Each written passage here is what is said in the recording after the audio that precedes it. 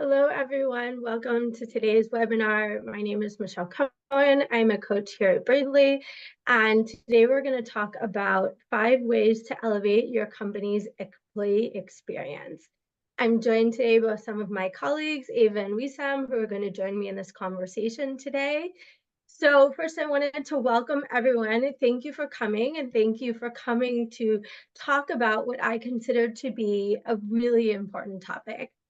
I hope we can all agree that employee experience is really an essential piece of any well-functioning organization. It's what helps to attract talent, to retain talent, to allow talent to perform at an optimal level. It makes going to work both intellectually stimulating, socially enjoyable, and also just an overall rewarding experience.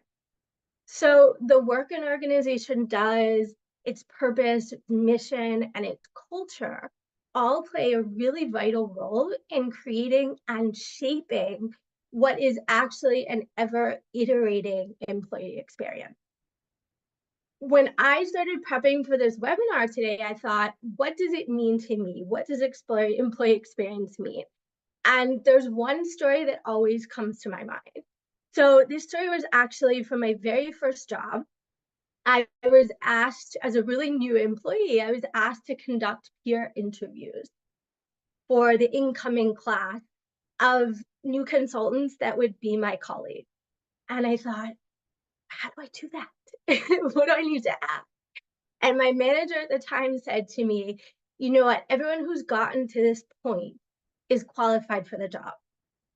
As consultants, we travel a lot. So the way that I would like you to think about approaching these interviews is actually think about if you are on a business trip with these people, you're going to spend a lot of time traveling. You're going to spend, a lot of time eating with them. You're going to spend a lot of time not only in client meetings and doing work, but actually interacting with them socially.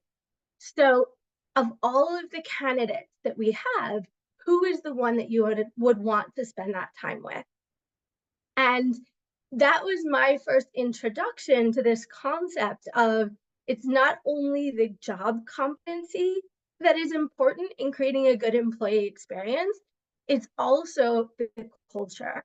And how do we drive and create a good employee experience through the people that we work with and how we work with them? So today, our topic is about how are we going to support and help HR professionals and people leaders to elevate the employee experience for the people that they work with? How can we foster a culture of appreciation, of collaboration, and growth that is going to lead to increasing satisfaction and retention? So I feel very privileged today to be accompanied by 2 of my wonderful colleagues who are also Braidley coaches, Ava and Wissam, and I'm going to hand it over to them for a minute. I'd like them to introduce themselves to us, to let us know a little bit about their professional background, and then tell us why they're super excited to be here today. Ava, would you like to start? I'd be happy to. Very excited to be here today with Wissam and Michelle and everybody attending. I'm Eva. I'm originally from Finland, where I worked the early part of my career as an organizational psychologist. But for the last decade, I've been living in the US, where I worked in people operations and as a people manager. So what I hope and I'm excited about for today is I hope to combine these different viewpoints and share something from my experience in these areas, and not to forget as a coach, and what I've learned, and hopefully can share that with everyone today on employee experience. Really excited to be here. Right. Hi, everyone. My name is Wissam El Khatib. I'm Lebanese Colombian living in Medellin, Colombia. I have over 27 years of experience, and in the past 15 years, I was leading multinational firms in markets like Dubai, Qatar, Saudi Arabia. I'm also a coach and a behavioral consultant and a trainer with John Maxwell team. I think what I would like to bring to the table here today is, in my leadership experience, I've done every mistake in the book, and I've learned what it means to be a great leader.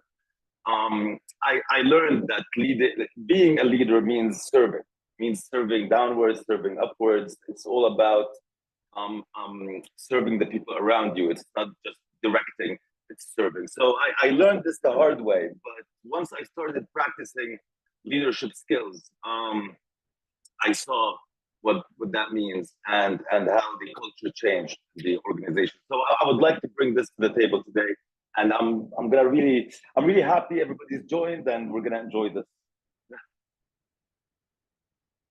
You, Michelle. Thank you so much, Eva and Wissam. Yeah, and thank you for everyone who's putting in all the wonderful places that you're joining in from today in the chat. We love to see that. So absolutely, we learn from what we do well. We learn from our mistakes. We have, a few people on the call with different professional backgrounds, coming from different places, and that, as we will talk about throughout the day, each individual experience and what we bring to the table, both in a webinar like this, but also at an organization, helps to enrich the employee experience. So we're going to go ahead and mention what those 5 things are. No suspense. I think we're going to put a slide up on the screen. So the 5 strategies, when we were prepping for this call, the 5 strategies that we agreed on that we wanted to talk about today are going to be the following 5. We think that creating a mission and values for the employees, and that gives them purpose, they understand how there's a connection between the work that they do and the purpose of the organization, that's a really important driver for employee and a really good employee experience, and also for engagement. Improving work-life balance. What does it mean? That's a really interesting concept. What does what does work-life balance, in itself mean? How do we determine that? The third thing we're going to talk about is communication, having a voice, the employee-to-employee communication, but also communication between leadership and employees. I wouldn't let us have this webinar without talking about culture. And when culture came up as a topic, all of the 3 of us said, absolutely, yes, that is what we need to talk about. So we're definitely going to talk about company culture. And then development opportunities. How does that influence how your employees can grow and excel? So those are the topics that we're going to have today. I'm going to invite you to put some questions in the Q&A box. We're going to leave some time for questions at the end of today's session. I'm going to monitor it, so if anything comes up along the way, I'm going to try and bring some of those into the conversation, but we'd love to hear your thoughts as well, and your comments on what it is that we as a group are discussing. So I think we're going to start off with this first one, the idea of how to connect mission and values to the employee purpose.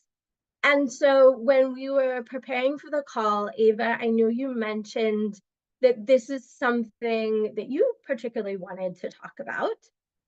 And so how do we connect those 2 things? Can you talk a little bit about why you think it's so important, and how it is directly related to improving the employee experience? Absolutely, yes. I definitely think this is very important, and I'm sure many in the audience agree with that.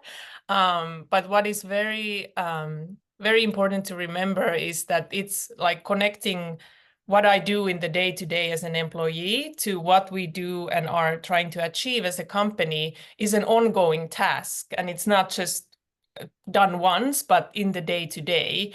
So starting from recruiting, how do we talk about our mission and values when we interview candidates? Or how do we make sure their values are aligned with the company values, and make sure that there's a fit in that regards, to all the way to development and even exit interviews and things like that. Like, how do we make sure that everyone in the company feels like their work matters to the goal that the company has, why the company is doing what it's doing, and how they plan to get there.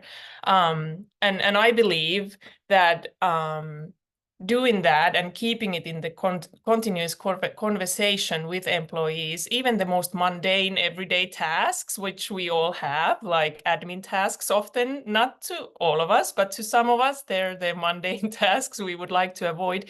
But even they can become meaningful when there's that purpose of, okay, my role matters so that the company can reach its goals, which also are aligned with my values. So I do think it's a really important starting point to everything else that comes after.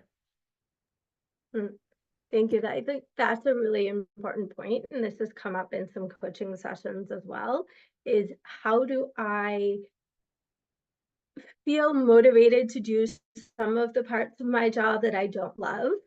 You know, and I always say, like, who likes to clean a bathroom? No one, I think, really likes to clean a bathroom.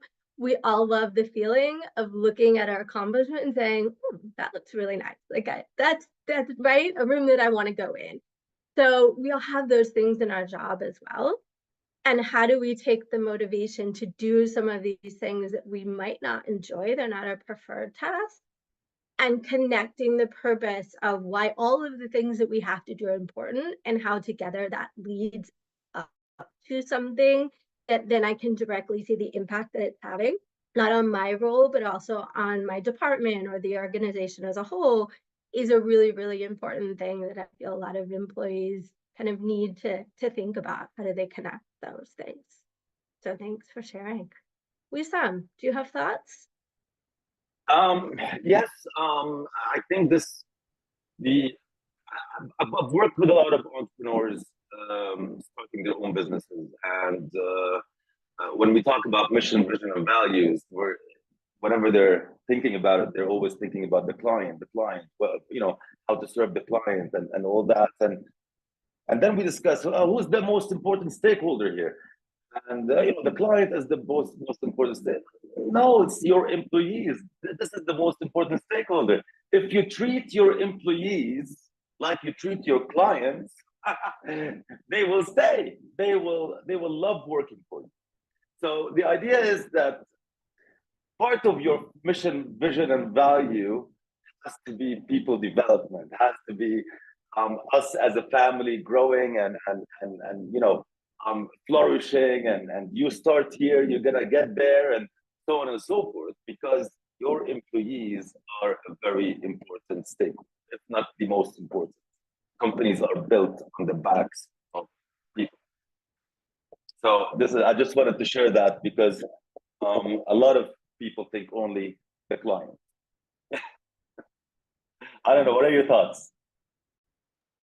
I think that's actually a very, very important part of this. And I just read about this and the companies who actually think of the employee experience first before the customer experience kind of benefit in both areas more than just looking at the customer experience, which we often navigate to naturally. But like, for example, how do our values look outside? What if we turned it into how do they feel inside? Like, how do I feel the values in the day-to-day? Then I work with those values. I show them to each customer that I work with, and they feel it too.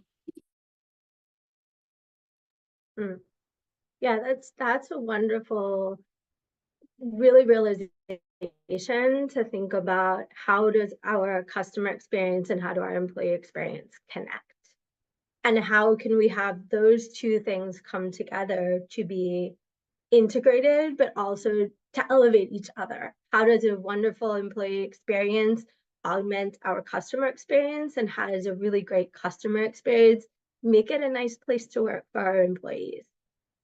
Do you guys have any stories, maybe something that's come up in a coaching session or some tips in particular around that topic? How do we connect those two things?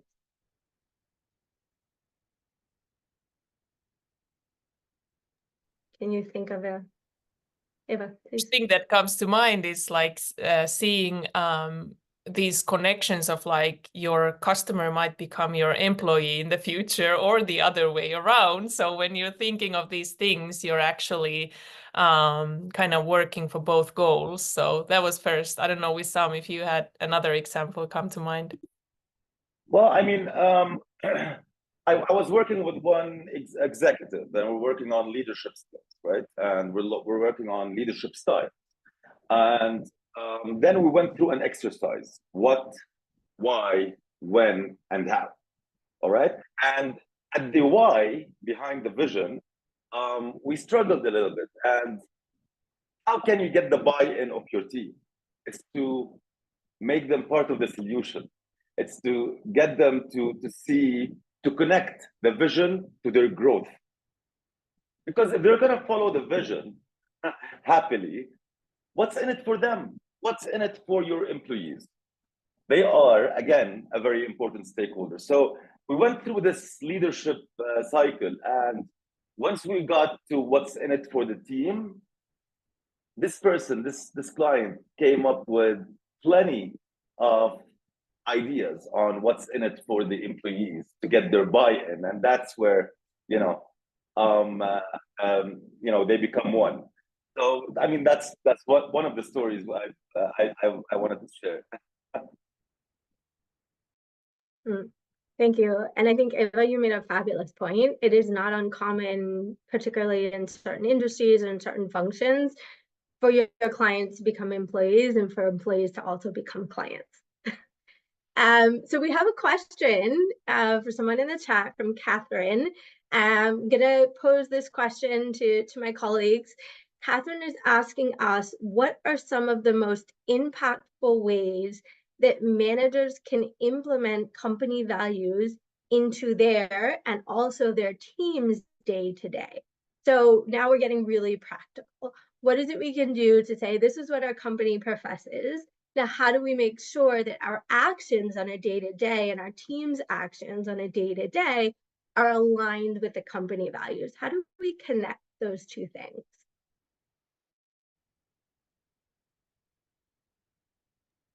What are your thoughts on that?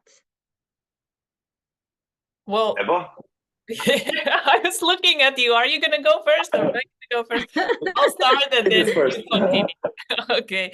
I think the one important thing, I think that's actually a really great question, because it is the connection to the day-to-day. So maybe sometimes the values need to be rewritten. Maybe we need to think through, like, are we actually working according to these values? And it doesn't necessarily mean that we're not doing the right thing. It might just mean our values need to be reassessed a little bit and rewritten so that everybody feels that they're working. It's possible to work towards those values.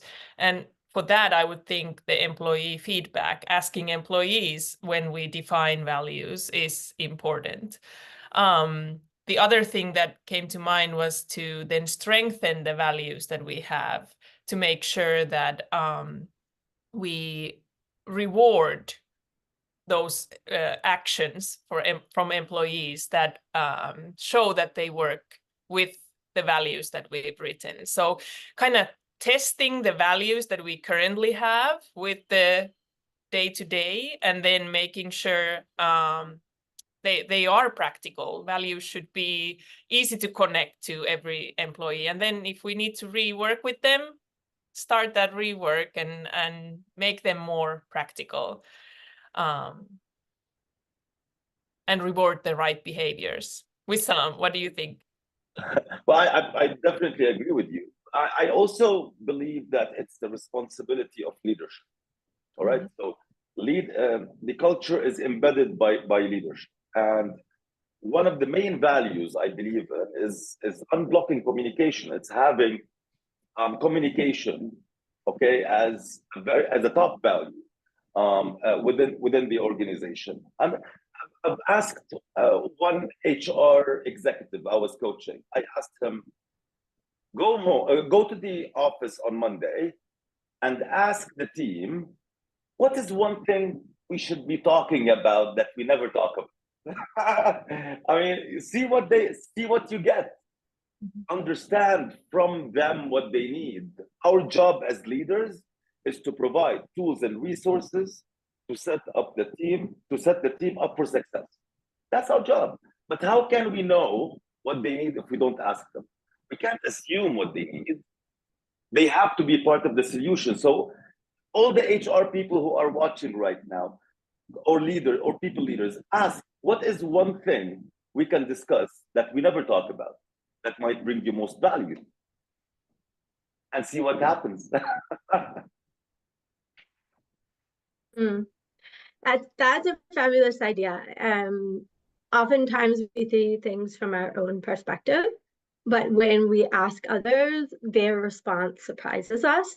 And it's going to always give us information that we don't have because we don't look at things from the same perspective. So I love that idea. I'm gonna jot it down myself as something to always do. Yep, go ahead. There's one thing, Michelle, I would like Wissam? to add. There's one thing I would like to add, Michelle, to that. If everybody, whoever tries this, doesn't receive an answer, at least one answer or something like that, then know that communication is blocked. There's something wrong. If you don't receive, we need to talk about this, we need to talk about that, then communication is blocked. Yeah, absolutely. Totally agree. Oftentimes people say it's crickets, and I said, well, it's crickets. Let's think about why, because I can't imagine that your employees have nothing to say, right? There's always something that everyone can improve. There's always something that everyone can change, and particularly since not everyone lives the same experience and we don't see the same thing from different perspectives.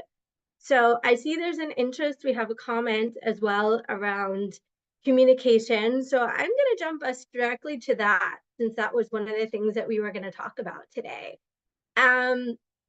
I always say that communication is, for me, the #1 most important leadership skill to master. And there's so many of them. Everyone asks, why communication? And so, well, because everything that you do, everything that you know, it just doesn't exist for anyone else unless you're able to communicate it. Only you know about it. And we don't want the good things, all the wonderful things that you do, to always be a secret to everyone else. So I think communication is such an important topic. It's also a very broad topic. So relating it to employee experience, we kind of talked about breaking it into 2 different topic areas for discussion. The first one is communication amongst employees. So how do our employees communicate with each other? And how does that impact their employee experience?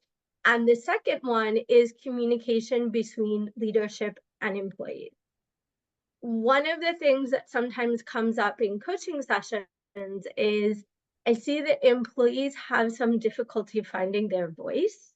They're not really sure how to proactively share their ideas, plans, insights, maybe even, opportunities as well as challenges. So in order to improve the employee experience, what are some things that you, Eva and Wissam, think that we can do to help employees speak up? How can we support them in finding their voice? Eva, you want to start? You go first. Well, I mean, communication is an art. You could say anything and create an environment of support. You could say the same thing in a different way and create an environment of defense. So it's very similar to positive feedback versus constructive criticism, okay? And there's the different aspects that play a role. So 7% of communication is choice of words, 38% is tone of voice, and 55% is body language. So I could come in and say, hi everyone, I'm Wissam, how are you? We're gonna talk about this. Hi everyone, I'm Wissam, and this is a great webinar. There's a big difference. The energy changes. So this is one. So we need to know how we're talking to people. This is one. 2, if we're gonna start with constructive criticism, we're going to create an environment where the recipient is diving into their thought to defend themselves. No, they're not. They're no longer receptive to change. That's human behavior. Now, if you start with a positive feedback, you did great there, and I like what you've done there. You just created an environment of support. Hence, the recipient is receptive to change. And that's where you plant the seed of change. But you do it through a positive feedback, forward thinking, focusing on the solution and not the problem. Thoughts, Eva? Yeah, absolutely. Communication is such a broad subject, and there's so many different ways to look at it. Like you said, the tone, like the non-verbal communication, all that. And one area we easily forget is listening, and how that's part of communication too. So we might be communicating, but then we forget to listen. And we might be asking questions too. Like we might have employee surveys, but then we don't really have necessarily as strong way to follow up and make sure that we take actions based on what we hear in those surveys or other parts. And you talked about support, and I think when I was young in my career, I had a mentor who was very impactful, and her point was that in employee one-on-ones with a manager, there should be two questions. One is from the manager to the employee, how can I support you?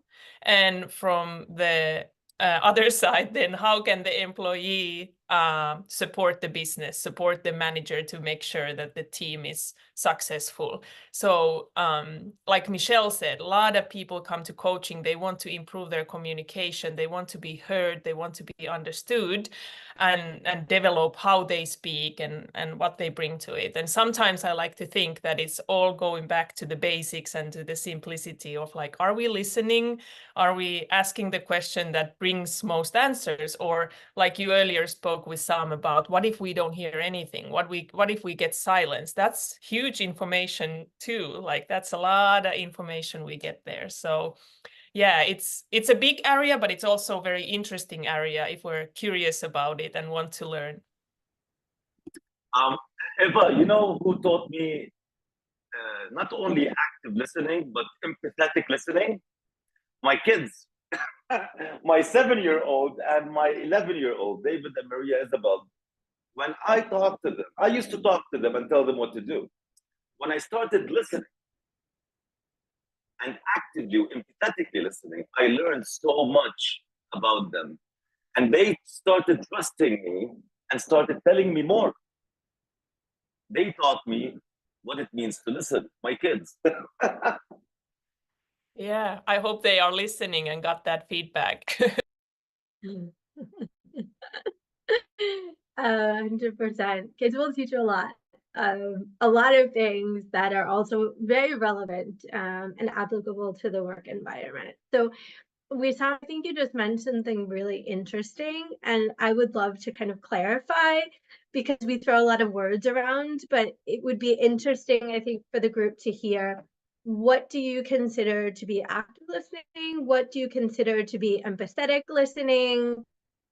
What are those two concepts, and how do you know when you're doing one or the other? How do you combine them? Can you tell us a little bit more about what you mean when you say those things? Sure. So there's 5 levels of listening. There's ignoring, there is pretending to listen, okay? And then there is selective listening, active listening, and empathetic listening. So what does that mean?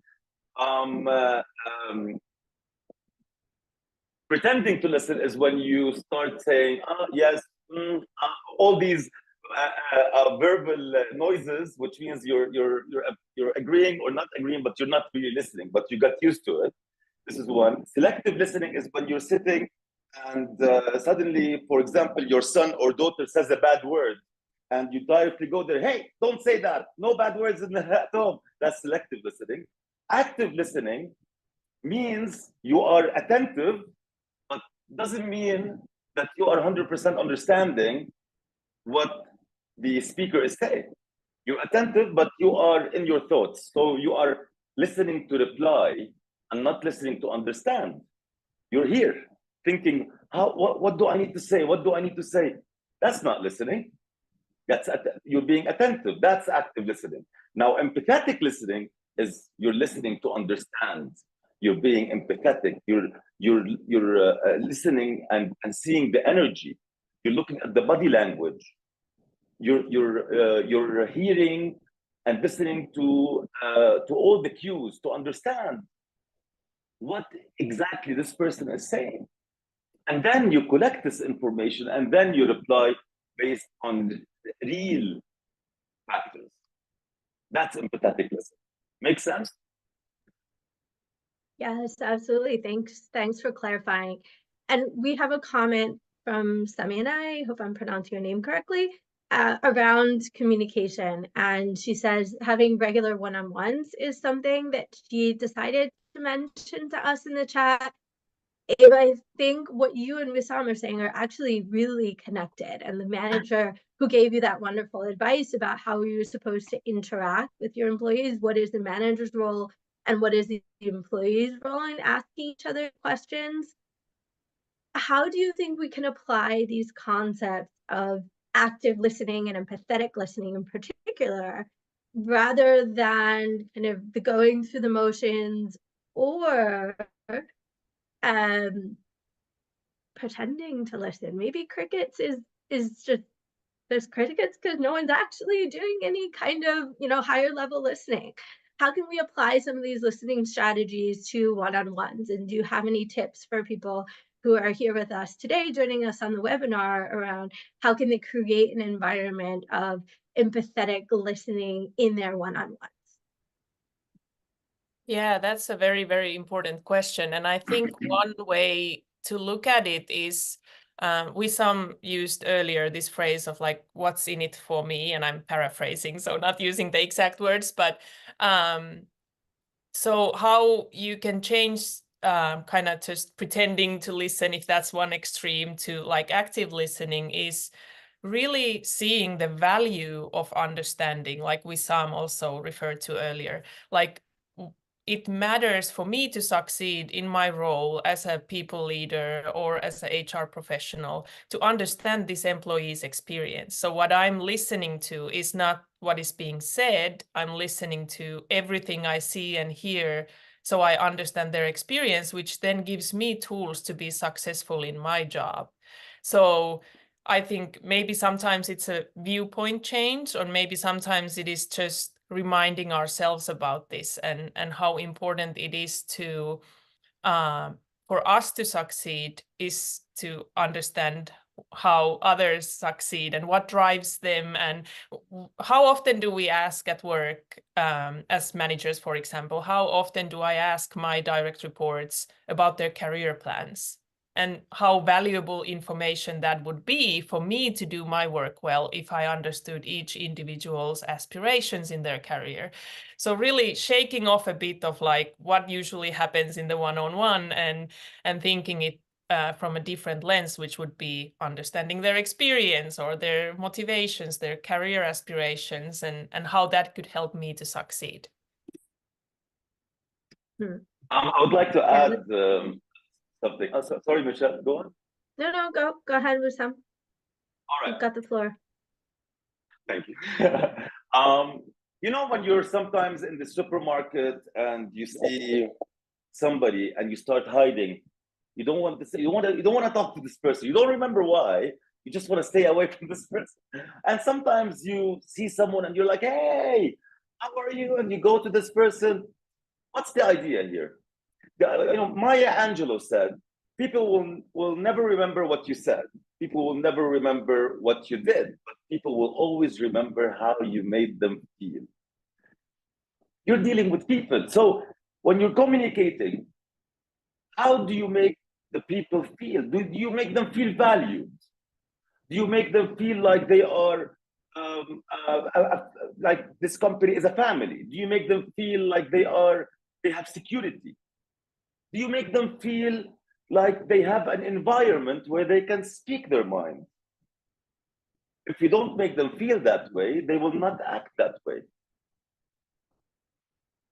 So it's not about what you say, it's how you make people feel. That's the connection that you can make. Everybody communicates, you connect. You need to connect, not only communicate.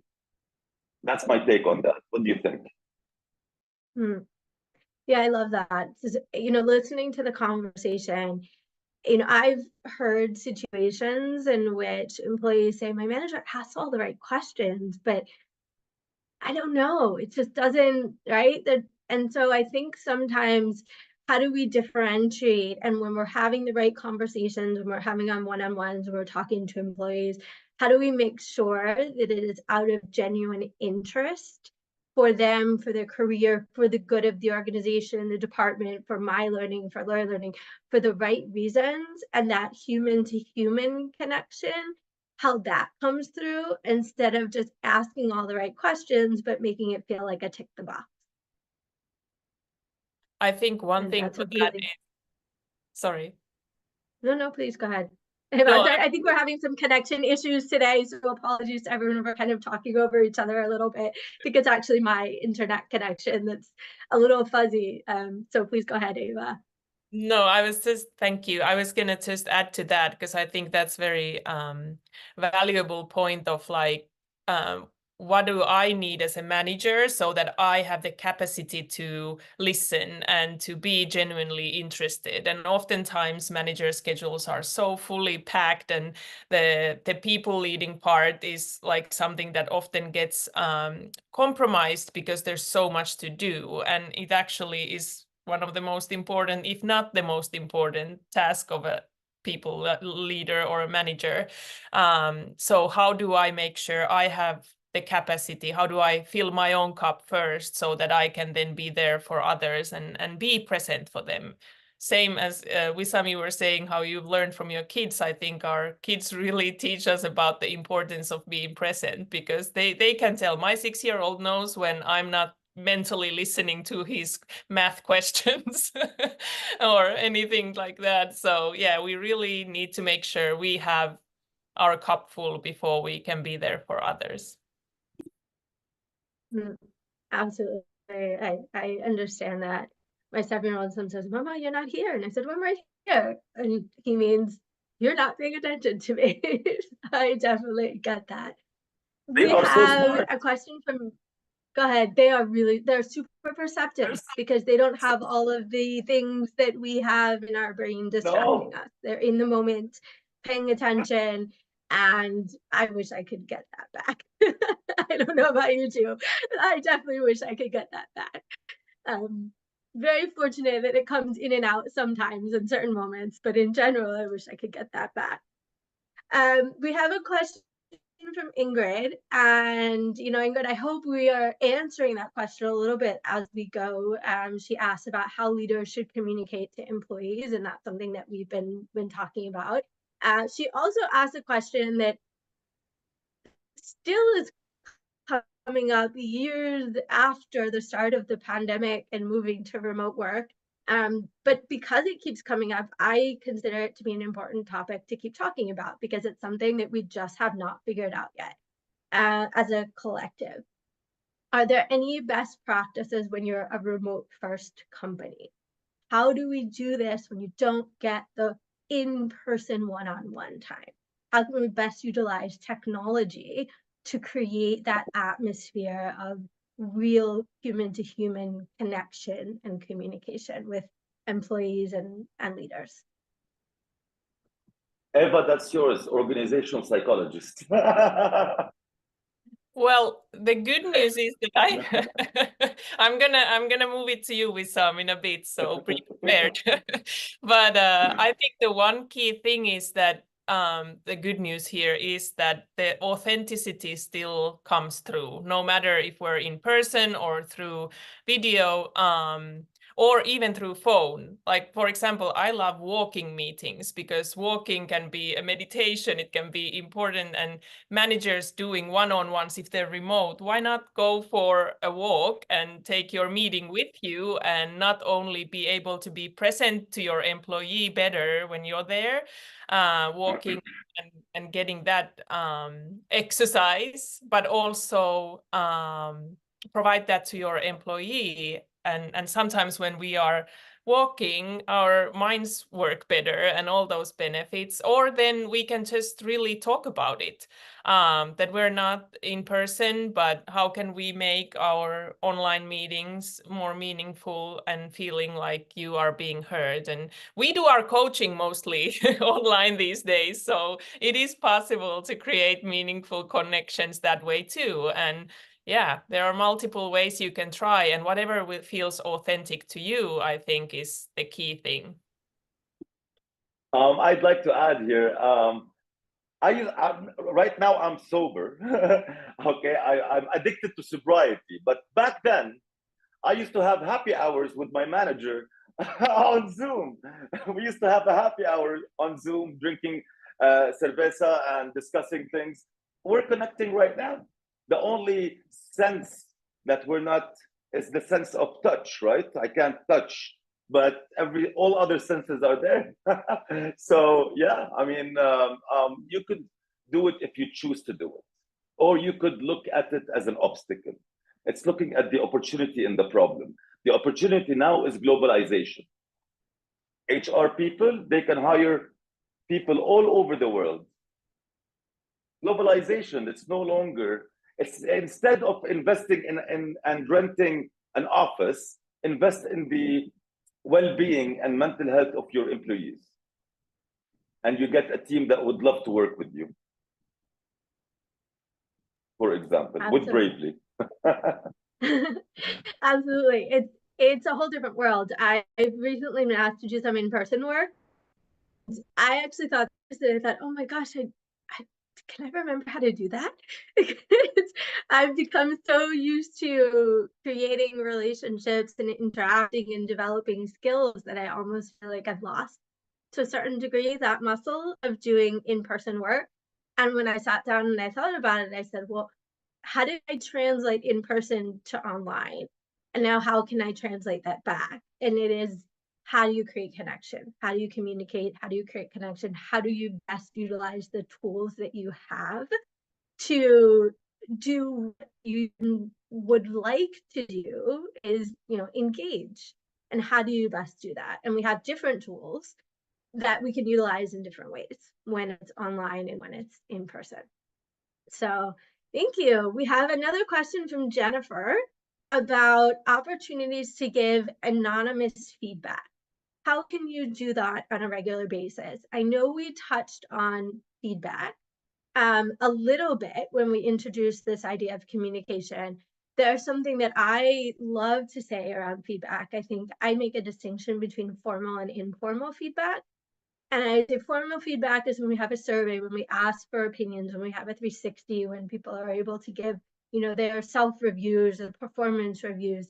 There's also informal feedback. And the informal feedback is picking up on some of these clues that we get in a day-to-day. So does the person avoid us? Seem like they avoid us in the supermarket if we see them? How do they interact? What is their tone of voice? What's their body language? Do they respond right away to something? Does it seem like they take time? So there's so many different clues that we're continuously getting that are really, really important sources of feedback.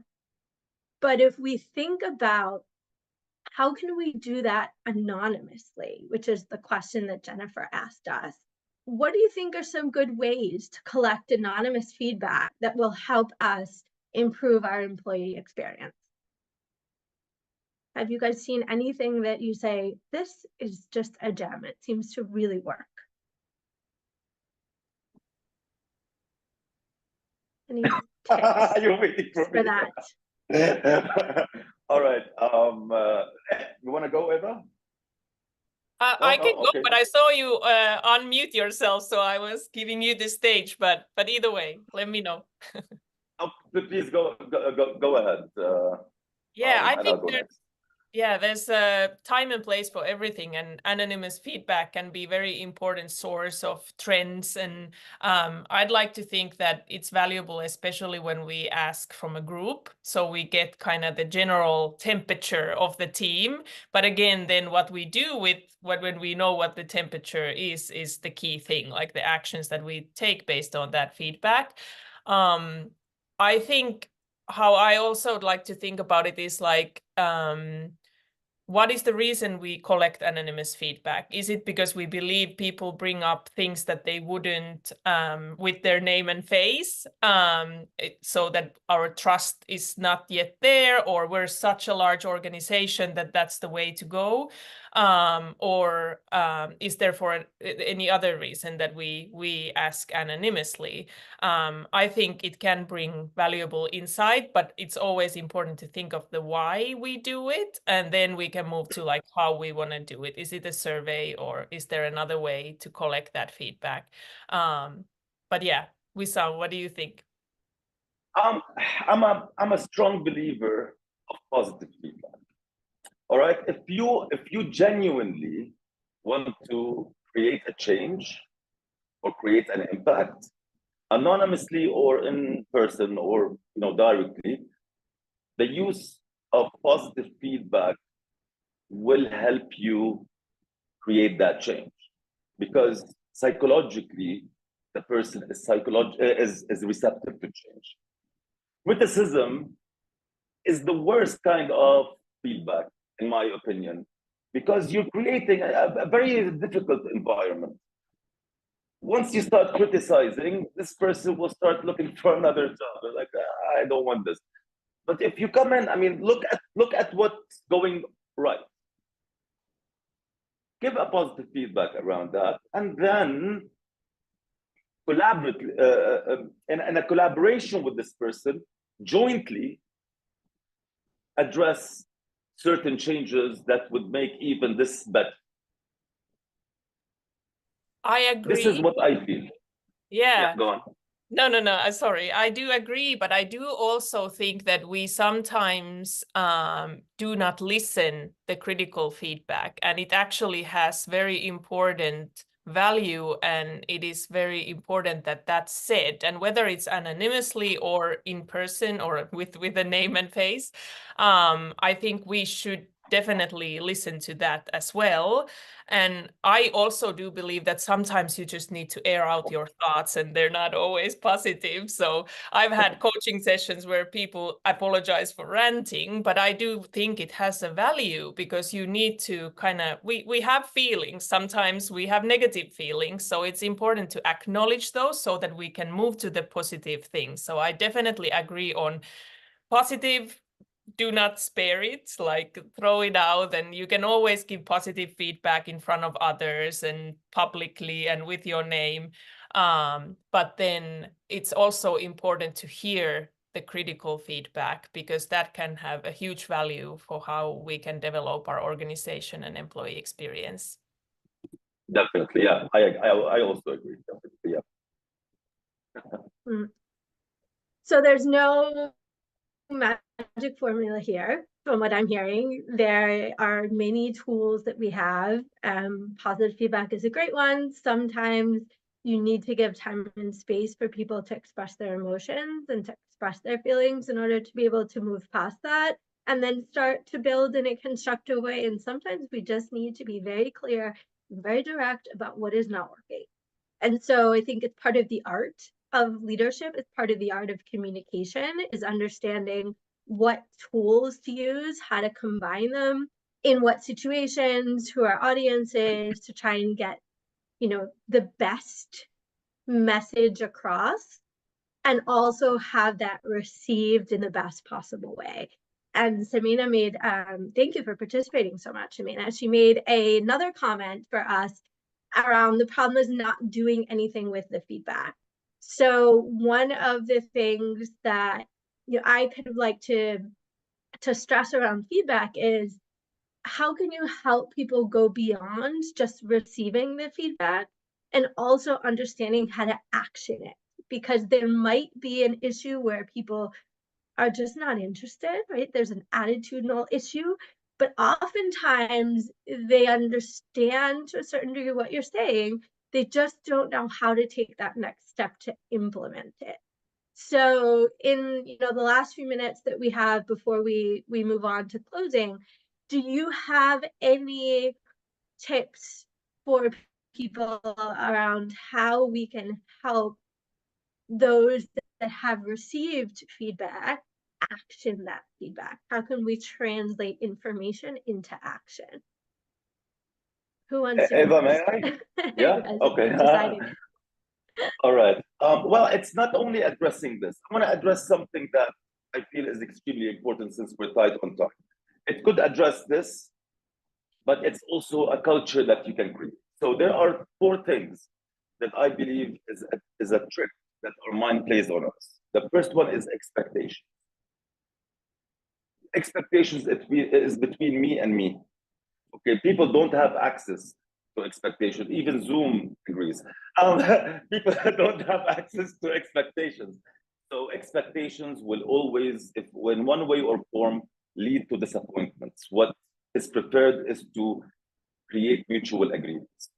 Okay, jointly. The second mind trick is assumptions. Why assume when you can ask? And when you ask, you know, and when you know, you don't assume anymore. So find the courage to ask the right questions, which is from Don Miguel Ruiz, the 4 agreements. Don't make assumptions. Then you've got regret. A lot of people, it limits them. Their past limits them because they're afraid. They are thinking, oh, this happened. It's gonna happen again. Regret is an empty emotion. You either learn and change, or you don't. And then the last one is fear. Fear, we base things on fear. I'm not gonna say this because I might get fired. Fear is a manifestation of our mind. I'm not saying don't be human. Be human. You can be afraid. But look at the flip side of fear. Instead of, I'm not gonna do this because I'm afraid to fail, I'm gonna do this because that's what it takes to succeed. It's a totally different energy. So if you use these different factors that are not real, then look at the flip side. Try to look at what's real. What's real is not expectations, assumptions, and fear. It is communication. It's clarity. Create clarity so that everybody can move along with you. Does that make sense? Yeah, absolutely. And I think you prepared a resource for the people on the webinar that we're going to share after this course around this idea of the 4 assumptions, which I think is a fabulous resource. We've had a lot of questions and engagement around communication and employees. I wanted to make sure we're addressing everyone's questions, but that's a really wonderful resource that we're going to share with everyone after this webinar that Wissam created. And I see that Samina also wanted to clarify a little bit her question. I had misinterpreted it a little bit, that she thinks it's really important for us to all acknowledge the feedback. So yes, it is important to action it and do something with it, but it's also really important in the moment to acknowledge that someone has taken the time and consideration to give us feedback because they consider that feedback is important for us in order to be able to grow and develop. So thank you for that. Ava, did you have some thoughts? Yeah, I just wanted to kind of continue on where Wissam left off and maybe just conclude on my part, like with feedback, maybe if it's 2 simple rules, like if I'm asking for feedback, I will always think why I'm asking and why the answer matters, which helps me then to acknowledge it and action on it, because it's, again, connecting to our company mission or values or all those important things. And then if I'm giving feedback, if it's positive or if it's critical, is also giving action steps. So if I'm an employee and I respond anonymously to a survey about something that's not working for me, I also think about how it would work for me. And if I'm a manager giving feedback to an employee, I'm also partnering with them to think of how to improve and not leaving the employee alone with trying to improve, but working together with them to get there and believing in them and trusting them. And yeah, if we didn't mention the word trust too many times in this session, I think that's the one important thing I want to add, is that all these things that we've talked about, they build trust, which is much needed in employee experience and how we experience working together with others and our manager and collaborate with colleagues. So yeah, hopefully that's helpful. But also, I agree with you. Sorry, Michelle, I just want to add one thing to Eva, what Eva was saying. Looking at the opportunity in the problem, us as leaders, we want to help the employees see the opportunity in the problem, not to stay in the problem. So, okay, we criticize, this is happening. All right, so what are moving forward, what are the opportunities here? Okay, so I mean, do you agree with that? Absolutely. You're like curious about why is this experienced as a problem and not getting stuck to it, like you said, but to think of how that problem can actually help us see solutions and opportunity for that. Yeah, totally. That's a good conclusion. Yeah. I was going to ask you to make a final statement, each one of you, something short, 30 seconds. I think this is just the initiation of what could be many, many conversations. You know, we had 5 things listed. We spoke briefly about a few of them. Others, we spoke a little more in depth. We do have some additional resources, but 30 seconds from each one of you, conclusion of what we've discussed today and what you want to leave our audience with around how to improve their employee experience. Wissam, I see you're unmuted, so I'm going to ask you to go first. All right. I'm gonna just say the 4 agreements I would like you, whoever is watching, to make with yourself if you want. It's a book by Don Miguel Ruiz. I bet a lot of people have read. So the first agreement is be impeccable with your word. Use your word in the direction of truth and love. It can never go wrong. All right. The second one is don't take things personally. Sometimes it's not about us. Sometimes it's about the other person. So don't take things personally. The third one is don't make assumptions. Have the courage to ask the right questions and don't make assumptions. And the last one is always do your best with whatever resources you have. Sometimes you're sick, sometimes you're healthy. Always do what you believe is your best at that given day and be kind to yourself. That's what I would like to leave you with. Eva. Thank you so much, Wissam. Eva, we're in our last minute. What are your thoughts to take away from today? And then, sorry, let me just say one thing first. I know Barbara's going to share codes for everyone who is interested in this that they will be able to utilize after the session. But Eva, please, your final thoughts.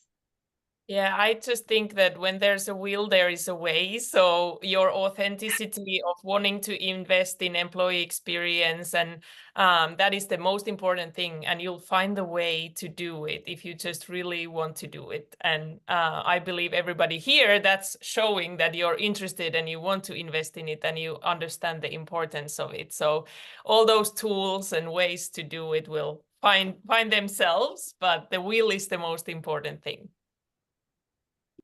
That's a wonderful summary. Thank you. Where there's a will, there's a way. Thank you, everyone, for joining. We're at time. If you would like to learn more about Bravely, please reach out. Bravely is a coaching and training platform that really, our goal is to enhance the employee experience through the services that we offer and to make work a really positive and valuable experience for everyone. So thank you so much for joining us today. This might even lend to a part 2 or part 3 or part 4, because I know we have so much to talk about and it's such an important topic. Here are the codes. If anyone needs the codes after this webinar, please do reach out. And yes, Roberto, we will share the webinar and some of the resources that were mentioned. So thank you, everyone, for joining us today. Thank you so much, everyone, for joining. Thank you. Great discussion. Thanks, Wissam. Thanks, Michelle. Thanks, everyone. Thanks, Eva. Thank you for participating.